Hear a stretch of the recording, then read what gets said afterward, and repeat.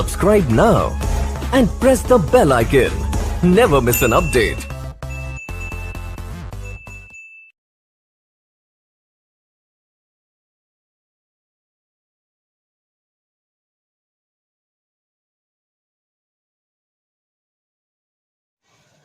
नमस्कार मु राजश्री आचार्य।